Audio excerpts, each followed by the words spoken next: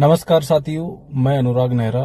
साथियों, आज एक लेटर वायरल हो रहा है जिस लेटर में ये पूछा गया है कुछ छपरी गैंग के द्वारा कि चिकित्सा विभाग की वैकेंसियों में नियम संशोधन हो रहे हैं और नियम संशोधन से एग्जाम का प्रोसेस है कि एग्जाम होगा।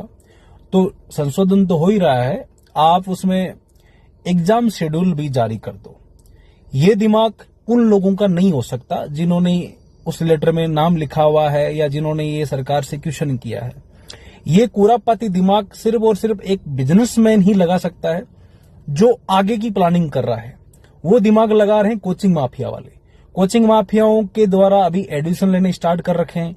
तो एडमिशन जब लेते हैं तब स्टूडेंट पूछता है कि सर एग्जाम अगर होगा तो उसका शेड्यूल क्या होगा, एग्जाम में क्या क्या क्वेश्चन आएंगे, उसका आप शेड्यूल जारी करो कि उसमें कितने जीके क्वेश्चन आएंगे, कितने रीजनिंग के आएंगे या नहीं आएंगे, कितने अपने एलटी में एनाटॉमी के आएंगे, XYZ जो भी हैं कितने आएंगे।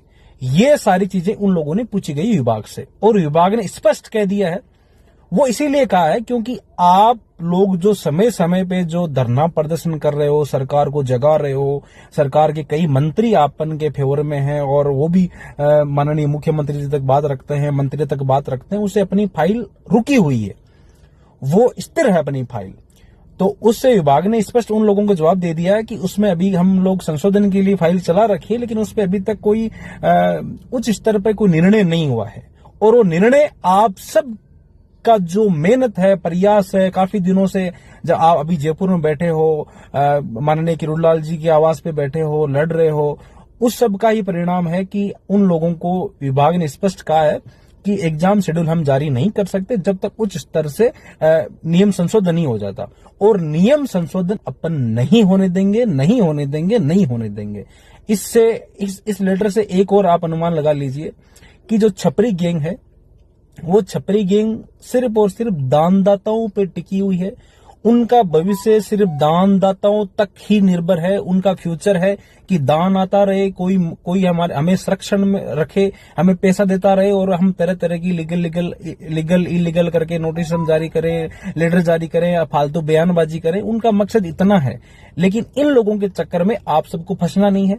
आपको अभी नर्सिंग ऑफिसर बनना है, लैब टेक्नीशियन बनना है, ANM बनना है, फार्मासिस्ट बनना है, ECG टेक्नीशियन बनना है, डेंटल टेक्नीशियन बनना है। अभी आपका भविष्य कुछ और है, उन लोगों का भविष्य कुछ और है। तो उनके चक्कर में ना पड़े। अपन बहुत अच्छी स्थिति में है, जल्द ही अपन बहुत एक निर्णय तक पहुंचेंगे। और अगर निर्णय नहीं हो पाएगा तो आप समझ लीजिए कि अभी कुछ दिन पहले आप सबने मिलकर के अगर विभाग में इस तरह का अगर माहौल बना सकते हो तो आप में कितनी एनर्जी है, कितनी ताकत है, आपके अंदर कितनी आग भरी हुई है, उसका अपन समय पे अपन उसका सदुपयोग करेंगे और बहुत अच्छी तरीके से लड़ाई लड़ेंगे और अपन जीतेंगे। धन्यवाद।